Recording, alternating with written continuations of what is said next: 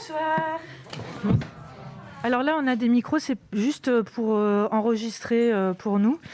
Et on va faire un temps de présentation du livre avec Gwenola Ricordo qui est ici. C'est moi. Et ensuite, on pourra avoir un moment pour poser des questions, interagir, se poser des questions ensemble. Et ce moment-là, on l'enregistrera pas. Voilà, comme ça, ça laisse tout le monde un peu tranquille sur parler et dire ce qu'il a envie de dire. Bienvenue. Ici, c'est la Comète. Pour les personnes qui ne connaissent pas, c'est un lieu autogéré et autofinancé où il se passe des tas d'activités, autant des réunions de groupe que des soirées comme celle-ci ou comme d'autres. Vous pouvez aussi venir faire des trucs ici si vous voulez. Il s'agit de s'adresser à la Comète. Ensuite, cette soirée, elle est organisée par La Petite Cuillère. La Petite Cuillère, c'est une émission de radio qui est sur Radio Canu 102.2 et qui est une émission de radio contre toutes les prisons qui existe depuis une quinzaine d'années presque, un truc comme ça. À côté, on a sorti des restes d'une vieille table de presse qu'on avait dans les tiroirs que n'hésitez pas, même s'il reste qu'une brochure de chaque, vous pouvez les prendre quand même. On n'a pas eu le temps de refournir la table. Mais néanmoins, n'hésitez pas à vous servir dedans. Tout est à prix libre. Et on a également une table avec les bouquins, notamment de Gwenola. Voilà. Qui ont été fournis par Terre des Livres. Qui ont été fournis par la librairie Terre des Livres, qui se trouve dans le 7e arrondissement. Si on se fait de l'argent, on trouvera des gens qui sont concernés par la prison à le redistribuer. Voilà. Mais le but, c'est pas spécialement forcément de se faire du fric ce soir. C'est plus de passer un moment à discuter autour du livre et autour de la prison, l'abolitionnisme, etc. Du coup, nous, on a invité Gwenola Ricordo, qui est une personne qui travaille depuis longtemps sur la thématique notamment de la prison, de la justice, et de la police aussi, enfin tout ce système un peu qui va ensemble. Dans ses derniers bouquins, on peut trouver par exemple 13-12 raisons d'abolir la police, ou aussi c'est elle qui a écrit le livre Pour elles toutes. Deux excellents ouvrages que je vous conseille et qui sont disponibles ici. Et plus récemment, du coup, ce livre qui nous intéresse ce soir, qui s'appelle Tant qu'il y aura des prisons. Est-ce que tu veux rajouter quelque chose à ta présentation ? Sachez que je suis au bout de ma vie. Je suis malade, mais on m'a donné un remède de cheval qui me permet d'être ici. Et voilà. Et je suis contente d'être ici, mais j'espère que j'aurai les idées claires dans la brume de mon cerveau. Et ce que je voulais aussi rajouter sur ma présentation, c'est que j'ai été longtemps universitaire, j'ai été maîtresse de conférences en sociologie, donc j'enseignais à la fac en France. Je suis ensuite partie aux États-Unis où j'ai été prof associée en justice criminelle. Et dans le contexte du Trumpisme, j'ai démissionné, je suis partie des États-Unis en juillet dernier, et donc je suis actuellement sans emploi. Voilà. Alors, je le dis aussi de cette façon-là parce que c'est important d'avoir conscience. On en parle un petit peu plus ces dernières semaines de ce qui se passe aux États-Unis. On sait bien que ce qui se passe pour les universitaires est quand même un petit peu moins dramatique que pour beaucoup de personnes, mais il y a quand même des milliers. Et c'est vraiment des milliers d'universitaires qui ont perdu leur travail, d'autres qui vivent dans la pression, l'impossibilité de faire des recherches. Vous avez sans doute vu ces listes de mots qui sont interdits. C'est pas une plaisanterie, c'est réel en fait. Ils interdisent d'utiliser le mot femme, d'utiliser le mot noir, hispanique, diversité, etc., etc. Et donc, voilà, il y a des gens qui perdent leur travail, il y a des gens qui fuient, il y a beaucoup de désespoir, et voilà. Je pense que c'est important de le dire. Et voilà pour ma présentation. T'as dit que t'étais militante aussi parce que ce soir là, dans ta biographie, est-ce que tu es aussi militante ? Oui, ouais. oui, ça me caractérise bien aussi. Alors, non, mais merci pour ce point-là, parce que c'est vrai que c'est souvent quelque chose qu'on dit sur l'abolitionnisme. Donc, sur ce grand champ à la fois intellectuel et politique, pour dire les choses rapidement, de gens qui pensent que la prison c'est le problème et que on ferait mieux sans prison. Et c'est très caractéristique, en fait, de faire des allers-retours entre, on peut dire, le champ scientifique, le champ académique et puis le champ militant. Et c'est ce qui, en tout cas, c'est la façon dont j'essaye de travailler depuis maintenant 25 ans, d'être à la fois ancrée dans le militantisme et puis de travailler dans le champ académique et puis aussi de redonner au champ militant ce que j'ai pu apprendre, réfléchir dans le champ académique. Et ce livre, du coup, tu l'as écrit tant qu'il y aura des prisons et tu le dis destiné aux personnes qui ne se posent pas la question des prisons. Tu veux... Pourquoi Pourquoi cet angle-là ? Oui, parce que c'est vrai qu'on pourrait se dire, finalement, depuis 6-7 ans, j'ai écrit pas mal de livres. On pourrait se dire, pourquoi un nouveau livre, en fait ? Un nouveau livre sur un sujet qui est quand même pas si différent que ça. J'abordais beaucoup la question de la prison dans Pour elles toutes. Aussi, on a écrit avec deux camarades et collègues une histoire de l'abolitionnisme pénal. Mais pour moi, il y avait vraiment une intention avec ce livre qui était de m'adresser aux personnes qui sont... a priori pas convaincus par l'abolitionnisme, parce que les gens qui sont déjà un petit peu convaincus par l'abolitionnisme risquent d'avoir envie d'aller vers d'autres livres. Mais en fait, les personnes à qui je pensais en écrivant ce livre, c'était des gens, des amis, on peut se connaître depuis de nombreuses années. Ils savent que je suis abolitionniste. Ils sont pas hostiles puisqu'on reste amis, mais en même temps, ils n'ont jamais vraiment pris le temps d'approfondir. Mais avec quelques heures de lecture, normalement, je pense en 2 soirées, on le lit. Voilà. Normalement, c'est facile d'accès, c'est pas jargonnant, etc. Que ça permette en fait à quelqu'un, encore une fois, qui sera pas forcément convaincu à la fin, mais qui en fait pourra comprendre de quelle manière en fait, en tant qu'abolitionniste, on argumente contre la prison et comment on répond aussi aux arguments qui nous sont, aux contradictions qui nous sont souvent faites. Donc voilà un peu l'usage du livre. Et après alors c'est plus des questions éditoriales, mais vous voyez, c'est un livre qui est court, qui n'a pas un gros appareil de notes. Il y a des références pour ceux qui seront intéressés. Et puis, pour moi, il y avait aussi l'enjeu du prix. C'est-à-dire, vous le savez tous et toutes, les livres, c'est en train de devenir abominablement cher. Et donc, moi, dans mes discussions avec mes éditrices, il y avait l'idée que ce ne soit pas plus que 13 €. Bon, voilà. Pour se dire, si on veut que quelque chose soit accessible, c'est aussi une question de prix. Bon, on n'est pas là pour discuter du marché du livre, mais bon, ouais, ça fait quand même partie de l'intention à qui on s'adresse aussi par le format de l'ouvrage. Et pour revenir sur ta biographie aussi, je voulais dire, nous, on t'a connu aussi sur un bouquin, sur le guide pour les proches des prisonniers-prisonnières qui vient d'être réédité, qui a été bossé par d'autres gens, mais aussi t'es rentré aussi par le volet...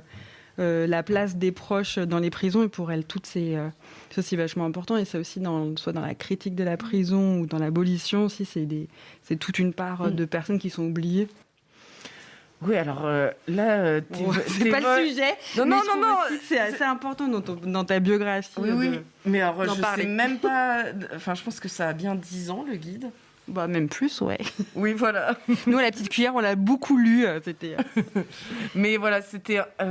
et c'est à nouveau un guide fait par des proches pour des proches de personnes incarcérées. Mais ça rentre aussi dans le sujet, parce que c'est aussi à la fois la question de qui est affecté par l'existence de la prison, et puis comment on s'organise aussi en autonomie. Alors là, je vais... peut-être dire quelque chose qui va anticiper sur peut-être ce qu'on aurait pu dire un peu plus tard, mais la question de comment il peut y avoir tout un système d'associations en fait qui ont une forme d'extractivisme sur les savoirs des proches et puis qui finalement vont institutionnaliser des réseaux qui étaient auparavant des réseaux de solidarité. C'est ce à quoi il faut s'attaquer aussi, à mon sens, et de reprendre le pouvoir face à l'institution prison. Ça passe aussi par la critique des associations qui sont là pour faire tampon, pour accompagner. Et tout ce système accompagnement, prise en charge, il s'accompagne de formes de pathologisation, parce que si vous voulez vivre de l'accueil et du soutien des proches de prisonniers, si vous voulez obtenir des financements, vous êtes obligé de dire qu'il faut accompagner ces personnes-là. Vous me suivez ? Qui a besoin de les accompagner à la parentalité, par exemple, ou qu'ils ont besoin d'accompagnement à la relation conjugale. Parce que sinon, vous n'aurez jamais de budget. Si vous dites ces gens-là se démerdent très bien, leur seul problème dans la vie, c'est la prison, vous n'aurez pas de financement. Et donc, ce qu'on observe, c'est comment, en fait, on a une croissance de tout ce secteur associatif, avec des gens qui sont de bonne volonté. Là, je ne suis pas en train de critiquer les gens qui sont dans ces associations-là. Mais l'effet, en fait, de la croissance de ce monde associatif, c'est de pathologiser, de dire qu'en tant que proche, on a des besoins et qu'on doit être aidé. Et donc, voilà, ils font partie de nos ennemis politiques, d'une certaine façon. Peut-être pas les premiers ennemis, mais en tout cas, ils en font partie. Moi, je me demande si ça vaudrait pas le coup aussi de vite fait définir l'abolitionnisme avant de commencer, parce que je me dis on est parti bien tête là-dedans et peut-être qu'il y a des gens qui sont un peu éloignés de ces sujets-là. Du coup, peut-être tu peux nous faire une petite définition rapido comme ça. Alors, évidemment, on parle pas d'abolition du travail du sexe. On parle d'abolition du système pénal. Ce qu'on peut dire, c'est que c'est une grande étiquette qui désigne en fait plusieurs choses. Il y a des abolitionnistes du système pénal, et donc au sens strict, le système pénal, en gros, c'est police, justice, prison, c'est ça le système pénal. Et donc l'abolitionnisme pénal, son but, c'est d'abolir tout cela. Et puis il y a des abolitionnistes de l'enfermement.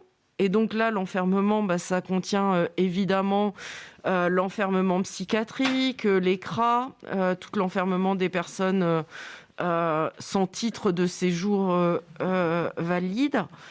Et puis, il y a un troisième courant qui est plutôt du côté de l'abolition de la punition et de toutes les pratiques punitives. Et donc, vous voyez que ces trois courants se recoupent, mais pas parfaitement, en fait. Il peut y avoir des abolitionnistes du système pénal qui se contentent très bien qu'il y ait d'autres formes de punition en dehors de l'enfermement. Vous voyez, par exemple, les peines de probation, etc. Donc voilà, on est une grande famille avec différentes sensibilités et on peut dire que c'est à partir des années 70 que l'étiquette abolitionnisme a été utilisée, même si ça ne veut pas dire qu'avant cela, il n'y avait pas des abolitionnistes et des pensées radicales, des critiques radicales du système pénal, de l'enfermement, etc. C'est de la même façon qu'avec le féminisme, il y a eu un moment donné où des femmes ont utilisé l'étiquette féminisme, mais ça ne veut pas dire que d'un coup, elles ont eu l'illumination. Non, tout mouvement social naît de beaucoup de choses qui sont invisibles avant cela. Et évidemment, dans les racines de l'abolitionnisme, il y a les critiques radicales et les actions radicales des mouvements anarchistes, la pensée radicale noire. Aux États-Unis, on ne peut pas penser l'abolitionnisme sans penser l'héritage des Black Panthers, qui ont à la fois fourni des analyses qui sont toujours très actuelles sur la police, sur la prison, mais aussi dans leurs techniques d'action. Lorsque les Black Panthers patrouillent dans les quartiers noirs, ils font ce qui ensuite, avec va être atténué dans sa radicalité sous le nom de cop-watching. Observer ce que font la police. Vous utilisez cette expression de cop-watching ? Voilà, c'est toutes les pratiques qui consistent à cop, donc police, watching, regarder la police. Et donc d'informer ce que fait la police, alors soit en les filmant, en faisant des rapports, en disant dans tel arrondissement de Lyon, on a vu tel jour, etc. Mais ça a perdu évidemment de sa radicalité lorsque c'est fait sous cette forme, parce que les Black Panthers, ils patrouillaient pour protéger la population noire, et ils patrouillaient armés, ils ne faisaient pas simplement d'informer. C'est pas une critique contre ceux qui font du cop-watching, mais c'est pour dire d'où nous viennent ces pratiques et aussi ce qui s'est perdu. Merci. Et si on revient au bouquin, en fait, au début, tu reprends un peu l'actualité. Donc, en gros, pour résumer le bouquin, c'est un peu une critique de comment la prison est traitée dans les débats publics sur le territoire français, non ? Oui. Ou plus largement. Et il y a vraiment aussi, à chaque fois quand on entend parler de la prison, ça va être d'un point de vue sensationnaliste. C'est le Club Med, par exemple, à un moment, il y avait une vague où l'été, des prisonniers avaient réussi à acheter des piscines. Et du coup, ça avait été sorti, c'était il y a quelques années, mais d'un seul coup, c'était regardé en prison, ils peuvent avoir des piscines. Ou alors, d'un point de vue un peu réformiste et misérabiliste, il y a le ressortir, par exemple, quand c'était les Baumettes et qu'après, il y avait eu toute une réforme de la prison des Baumettes à Marseille avec les conditions, elles sont indignes, c'est pas possible, sur la République française, c'est ça. Et du coup, tu prends l'actualité très présente de Sarkozy, qui a écrit un bouquin, journal d'une vie de prisonnier. Et J'espère que vous allez le recevoir. On l'a oublié sur notre table de presse. On l'a pas demandé, j'avoue qu'on l'a pas demandé.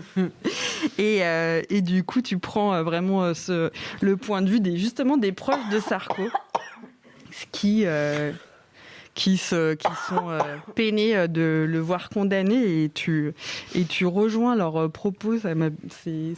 On rentre dans la matière, directement dans ton bouquin. Alors, c'est vrai que je pars de ce moment d'actualité qui est l'incarcération de Sarkozy, parce que j'ai trouvé que c'était formidable. En fait, j'étais d'accord avec tous les arguments de ceux et celles qui s'opposaient à l'incarcération de Sarkozy. Je sais plus si c'est son épouse ou un de ses fils qui a dit que Sarkozy, c'était aussi un mari, un père. Oui, c'est vrai, il n'est pas simplement un voleur, que pour ce type de vol, la prison, ça sert à rien. Ça devait être un de ses camarades politiques qui le défendait comme ça. Enfin, tous les arguments étaient des arguments extrêmement justes, avec lequel, d'un point de vue abolitionniste, on ne peut être que d'accord, mais on peut aussi dire que les arguments qu'ils ont déployés pour défendre Sarkozy, ils sont valables pour les 70 000 autres personnes qui sont incarcérées, qui sont aussi des frères, des compagnons, des pères de famille, et que pour les raisons pour lesquelles ils sont en prison, ça n'a pas beaucoup d'effet en fait sur le type de délit ou de crime. Vraiment, si vous vous souvenez de cette séquence, c'était du miel à écouter. Hop, il est fait remonte à longtemps. Alors si les faits remontent à longtemps, maintenant je me souviens, ce que j'ai adoré aussi, c'est mais il a toujours dit qu'il était innocent. Alors, si les gens qui maintiennent qu'ils sont innocents ne devaient pas aller en prison, il ne resterait pas grand monde. Tous les arguments étaient formidables. Et la justice trop punitive. Ah oui. Alors, la sévérité, la méchanceté, les juges. Alors, comme si avant c'était pas les juges en fait. Alors je sais pas, les autres sont jugés par qui en fait. Bon bref. Et donc alors après peut-être que certains ou certaines d'entre vous se sont réjouis et continuent à se réjouir qu'il ait été en prison. Je ne vous juge pas. J'aurais évidemment 0 minute de mon temps pour défendre sérieusement Sarkozy. Voilà, les journées sont courtes. Mais en tout cas, faut quand même reconnaître. Alors, on a tous nos contradictions, hein, et voilà. Mais en fait, si on est contre la prison, on est contre la prison pour tout le monde.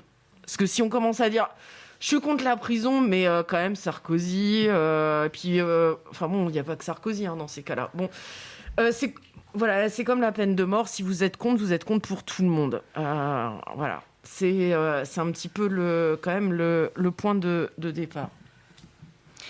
Et du coup, la première partie de ton bouquin, c'est aussi le point de vue sensationnaliste. Donc là, on a vu sur Sarko, mais aussi là, quand il y avait eu la Colantes du coup un été, où c'était sorti que, du coup, j'ai plus trop le contexte, mais je crois dans une des prisons de banlieue parisienne.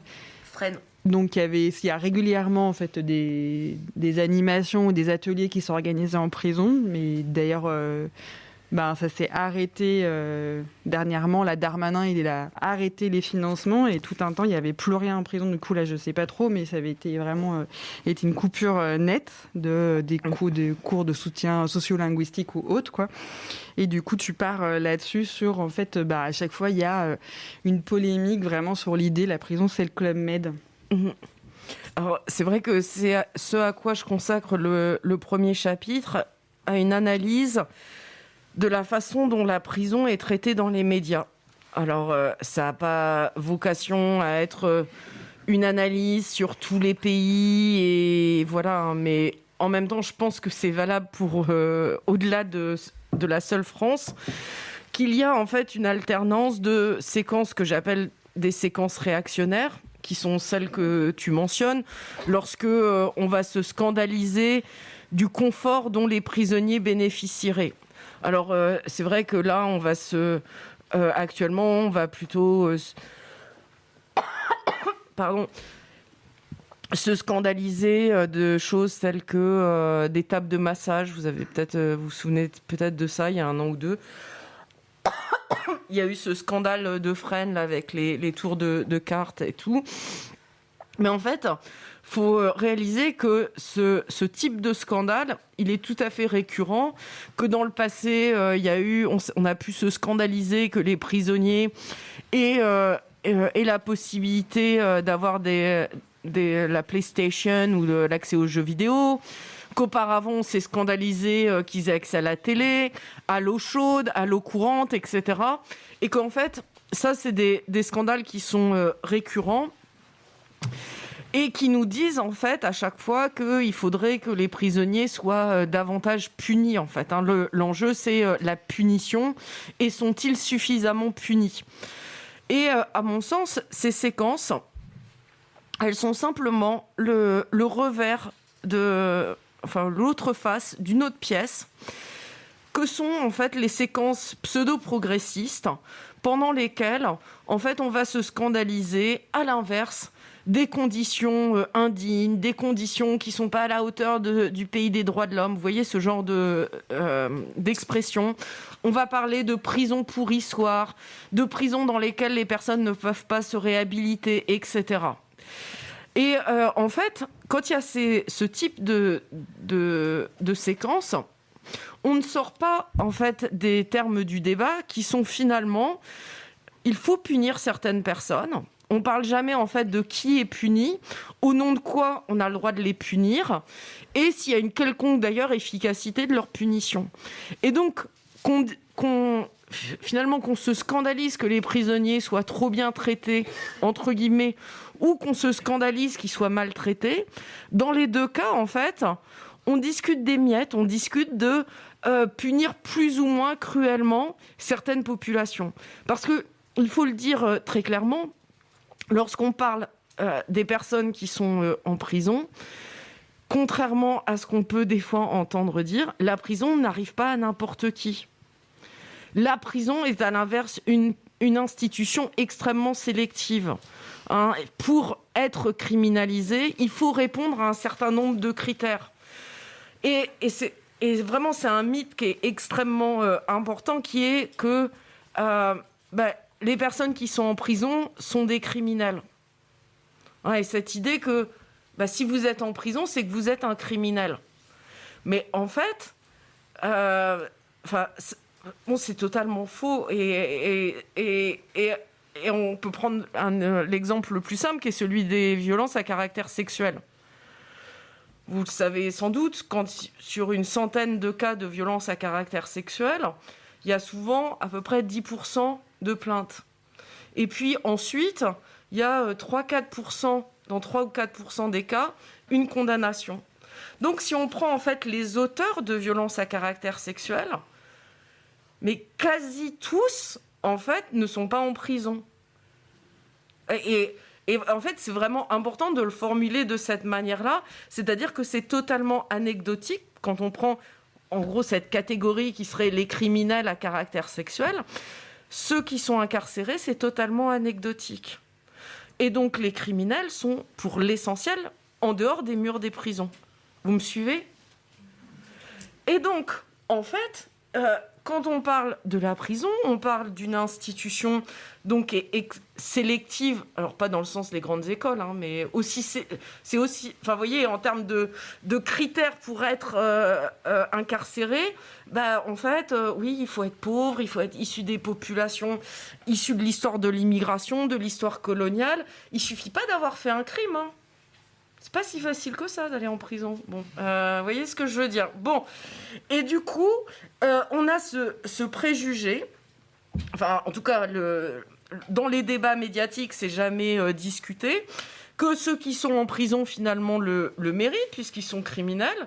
Mais en fait, on parle jamais du fait que la plupart des gens qui ont fait des actes délictuels ou criminels ne sont pas incarcérés. Et donc, tant qu'on continue à discuter s'il fallait punir plus ou moins, etc., on ne fait que discuter de la manière dont on doit finalement traiter les pauvres et les personnes racisées. Vous voyez, et c'est quand même un piège terrible qui se referme sur nous, parce que finalement, on a avec ces débats, l'impossibilité de poser la question de au nom de quoi on enferme ces personnes, au nom de quoi on les criminalise. Et tu voulais dire quelque chose ? Ouais, voilà, je me dis c'est peut-être le bon moment pour lire ça. C'est un passage de ton livre, ça parle un peu de méritocratie aussi et de les bons et les mauvais pauvres, quoi. Cette approche repose aussi sur l'opposition entre le bon pauvre ou le pauvre méritant et le mauvais pauvre, et sur l'idée que seules certaines populations vulnérables et perçues comme méritantes, personnes âgées, sans-abri, personnes handicapées, victimes de violences, en particulier sexuelles, seraient dignes de solidarité, d'empathie et de protection. Les discours qui s'appuient sur cette approche semblent désigner les bénéfices indus des mauvais pauvres comme la principale injustice d'une société par ailleurs fondamentalement juste, alors même qu'elle est profondément inégalitaire et que ceux qui bénéficient de l'essentiel des ressources n'ont aucun mérite et n'ont jamais eu à prouver leur mérite. C'est un peu ce que tu étais en train de dérouler, quoi.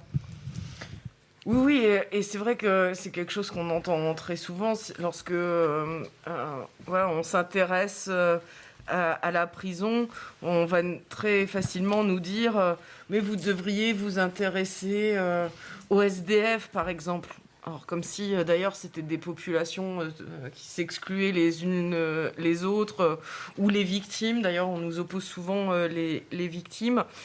Comme si, et derrière ça, il y a cette idée que la société aurait une forme de justesse, hein, et que finalement, on pourrait obtenir ce qu'on mérite, et que finalement, le plus grand scandale, ce serait que les criminels ne soient pas punis de la façon dont ils le méritent. Alors qu'en fait, on nage dans un système où c'est pas, un système d'injustice terrible, et finalement dans les débats sur la prison, faudrait toujours en être à essayer de négocier pour donc ces populations très spécifiques, des formes en tout cas nous dans le camp progressiste, on se retrouve à essayer de demander un peu de mansuétude, or que de l'autre côté, ils s'empiffrent, et il n'y a jamais personne qui va leur demander, mais en fait, est-ce que vous méritez tout ce que vous vous empiffrez ? Vous voyez ce que je veux dire ? Et donc, on le sait bien, hein, mais les débats sont totalement biaisés dans ces espaces médiatiques.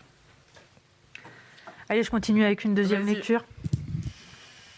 La critique progressiste de la prison qualifie souvent les conditions dans lesquelles les prisonniers et prisonnières survivent et les traitements auxquels ils sont soumis d'anachroniques ou de rétrogrades. Et les prisons sont comparées aux cachots médiévaux ou aux oubliettes d'antan, lorsqu'elles ne sont pas tout bonnement qualifiées de barbares. On évoque alors que des temps révolus ou des mœurs d'un autre siècle. Pourtant, ce discours sur la prétendue barbarie de la prison est une escroquerie. La prison n'est ni un vestige d'un passé révolu, ni une anomalie, ce que sous-entend l'emploi fréquent du terme comme verrue ou tumeur pour l'évoquer. Elle est profondément contemporaine. Elle n'est pas un accident de l'histoire ni un monstre surgissant d'on ne sait où. Elle est un produit cohérent de l'ordre occidental, capitaliste, raciste, patriarcal et validiste.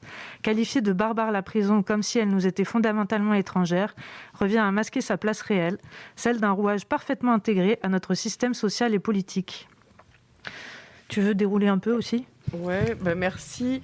Alors là, je crois que ce qui est important pour nous, c'est de faire la critique de la prison et d'arrêter en fait de dire qu'il y a des dysfonctionnements et de se dire la prison fonctionne mal ou c'est une sorte d'anomalie. Il faut au contraire casser ce discours-là et se dire que la prison fonctionne parfaitement bien. Pour ce qu'on lui demande de faire. Elle fonctionne parfaitement bien pour maintenir l'ordre capitaliste, racial, pour maintenir le patriarcat. Et déjà, de dire les choses de cette manière-là, ça empêche de tomber là dans toutes ces discussions là, que j'évoquais tout à l'heure, où on essaie de marchander sur comment punir un peu moins cruellement certaines populations. Et de dire que la prison fonctionne parfaitement bien, comme la police du reste.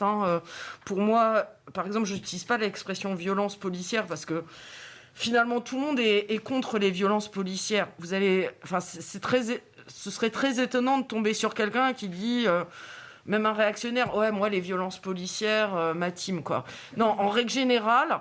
En fait, même les gens de droite vont dire les violences policières. Peut-être que là, c'était pas des violences policières, mais quand même, en général, ils sont d'une certaine façon contre les violences policières. Moi, je parle de la violence de la police, et pour moi, la violence de police, c'est pas une anomalie. En fait, elle fait ce qu'elle est payée pour faire, en fait. Et c'est la même chose avec la prison. Et pour moi et pour d'autres, cette idée qu'il pourrait y avoir une meilleure prison, c'est une vaste distraction en fait. C'est ce qui nous permet de nous faire tenir en nous disant vous allez voir, là ça va pas, mais un jour ça ira. Mais il faut se rendre compte que ça fait 2 siècles en fait que cette blague-là continue. Ça fait 2 siècles que la prison existe, et depuis 2 siècles, ils nous disent non mais on est d'accord, ça fonctionne pas parfaitement. Tout le monde est d'accord que ça ne fonctionne pas parfaitement et qu'il faudrait la réformer. Mais quand même, 2 siècles, c'est énorme. C'est énorme. Enfin, c'est inadmissible. Et donc, il faut arrêter de croire dans ce discours-là. Il faut arrêter d'accepter qu'on nous parle de réforme. D'une part parce que ça n'existe pas en fait. Au bout de 2 siècles, il faudrait quand même qu'on le reconnaisse collectivement que ce discours de la réforme ne fait a pour but que de nous faire patienter. Mais surtout, c'est que l'idée de la réforme repose sur l'idée qu'il y aurait de bonnes prisons. Qu'il y aurait de bonnes prisons et donc de mauvaises prisons. Et moi et d'autres, disons, il n'existe pas de bonnes prisons. Et il en existe certes des pires. Là, on a chacun notre liste des pires prisons. Mais en tout cas, faut pas croire en cette dichotomie entre bonnes et mauvaises prisons, en fait. L'histoire de la prison est une histoire continuelle où on nous a fait croire que la prochaine prison serait une meilleure prison. Et en fait, on est toujours là avec toujours les mêmes qui sont enfermés, punis, réprimés, etc. Et il y a un autre volet aussi sur, la justification qu'il y aurait à faire parce qu'on pense à l'abolition des prisons ou qu'on critique le système pénal ou qu'on le veut plus. Il faudrait penser à la place des victimes, la place de la sanction, quand, par exemple, on va parler, nous, qu'on fait l'émission La Petite Cuillère, et du coup, ah bon, et qu'est-ce que tu vas faire des pédophiles ou tout ça, et du coup, là, tu reviens un peu sur ce truc, en fait, on pense d'abord, en fait, aussi au truc que la prison, c'est une violence d'État. On va d'abord essayer de penser ce que c'est d'arrêter cette violence-là. Mais en fait, c'est vrai qu'il y a souvent cette question-là, mais qu'est-ce qu'on ferait des pédophiles, des violeurs, ou que sais-je ? Et rappelez-vous tout à l'heure ce que j'évoquais, c'est qu'en fait, aujourd'hui, on fait rien, quasiment. On fait rien. Donc, comme disent les jeunes, la barre est basse. Parce que si ils font quelque chose que dans 3% des cas, c'est quand même pas grand-chose. Et en plus, ce qu'ils font, c'est ce qu'on appelle en termes criminologiques, juridiques, etc., la neutralisation. C'est-à-dire, c'est une des fonctions de la peine, c'est de neutraliser, mettre hors d'état de nuire. En gros, c'est prendre un individu et le mettre en prison. Cette action-là, qui consiste à prendre un individu, à le mettre entre quatre murs, en termes de complexité, de perspective, de changement social, etc., c'est du même niveau que le vigile de boîte de nuit qui dit toi tu fous le bordel, je te mets dehors et comme ça le problème il est résolu. Donc on a un système pénal qui est du niveau d'action avec tout le respect qui est dû au vigile, hein. Mais bon, on est d'accord que c'est quand même pas super en fait. Bon, c'est bien sur le court terme, mais de se dire en fait qu'en 2026 finalement, ce que sait faire le système pénal, c'est prendre un individu et le mettre hors d'état de nuire pendant un certain temps. Enfin, c'est quand même assez lamentable. C'est vraiment assez lamentable. Surtout que de l'autre côté, alors si on parle des violences à caractère sexuel, on a affaire au patriarcat. Et on voudrait nous faire croire que c'est comme ça, en neutralisant des individus, qu'on viendra à bout. Alors, il y en a peut-être certains ou certaines qui se disent mais quand même, ça empêche d'autres personnes de faire des crimes. Vous savez, ce qu'on va appeler la fonction dissuasive de la prison, la peur du gendarme. Alors là, j'ai une mauvaise nouvelle pour vous, c'est que pour les choses les plus graves, c'est très rare de faire un calcul rationnel. Si vous faites un calcul rationnel de type j'ai vraiment envie de violer cette personne-là, mais le risque de me faire prendre est donc de 3% en France. Il y a une chance sur 10 que la personne porte plainte. Voilà. La peine encourue est de 15 ans. C'est rarissime cette configuration-là. C'est rarissime. Il n'y a pas de raisonnement rationnel de ce type-là. De la même façon sur un crime, sur un meurtre. Très rare les gens qui vont se dire le plaisir que je vais avoir de la tuer. Bon, mais quand même 20 ans. Bon, non, en fait, vous avez un raisonnement rationnel, et c'est important de l'avoir, si vous fraudez, par exemple, dans les transports en commun. Vous vous dites, si je le fais tous les jours, la dernière fois, j'ai pris une amende, mais quand même, si je cours vite, bon, là, vous avez un calcul rationnel. Si vous volez dans un magasin, aussi, j'espère, sinon vous êtes kleptomane, là, c'est autre chose. Mais en fait, pour les choses les moins graves, en fait, oui, il y a des formes de calcul rationnel. Mais la plupart des gens qui sont en prison, ils sont pas en prison parce qu'ils ont fait un mauvais calcul et ils se rendaient pas compte. Vous voyez, ça arrive pas, les gens qui sont en prison, qui sont là. Oh la vache, 10 ans, mais j'aurais jamais cru. Vous voyez, non. Non, ou alors, là, c'est un dysfonctionnement. Vous voyez, c'est des gens, ils sont en perte de réalité, etc. Donc, on a affaire à des phénomènes sociaux extrêmement complexes qui permettent d'expliquer pourquoi, à un moment donné, il y a un passage à l'acte. Et de l'autre côté, on a une réponse sociale qui est de l'ordre du vigile de boîte de nuit. Et en fait, on continue à nous dire qu'il faudrait continuer comme ça. Mais Enfin, c'est un scandale, en fait. Vraiment, on marche sur la tête, quoi. Oui, puis en plus, je trouve qu'il y a aussi, comme pour la science, comme pour d'autres trucs, il y a l'idée que c'est la prison qui va résoudre les problèmes de la prison. Comme une idée de la prison a des problèmes, construisons plus de prisons. Comme par exemple avec le nucléaire, on va dire on ne sait pas traiter les déchets, on va les enterrer parce que la science, avec plus de science, on va réussir à traiter les déchets et on va faire plus de science avec plus de science, plus de prisons avec plus de prisons. C'est un raisonnement qui est assez en vogue, je trouve, ces derniers temps, quoi, ces derniers siècles, quoi, même, j'ai envie de dire. Ah oui, non, c'est une absurdité totale. Alors, bon, c'est vrai que je parle beaucoup de la question des violences à caractère sexuel, mais moi, je trouve ça quand même fascinant que depuis plusieurs décennies, on a un mouvement féministe mainstream qui a comme principale proposition de multiplier les plaintes, d'alourdir les peines, sans que jamais ce mouvement soit interrogé, en fait, sur les preuves qu'il aurait un quelconque effet de cette politique. Mais c'est incroyable le privilège qu'il y a de pouvoir aller dans tous les médias en disant voilà ce qu'il faut faire pour répondre aux violences à caractère sexuel, et que jamais personne leur dise mais en fait de combien ça va... Enfin, déjà, quel était le résultat de vos politiques passées ? Moi, j'aimerais bien qu'ils nous disent un jour comment ils évaluent. Et on connaît les difficultés d'évaluation des politiques pénales. Mais au moins qu'ils fassent l'effort d'essayer de nous prouver que ça marche un peu. Moi, je pense que ça marche pas, mais bon, voilà. Et voilà. Et du coup, il y a quand même un privilège d'être dans l'espace médiatique et de pouvoir avancer des propositions qui sont ensuite largement reprises sans jamais être interrogé sur les preuves qu'on a du fonctionnement de ces politiques.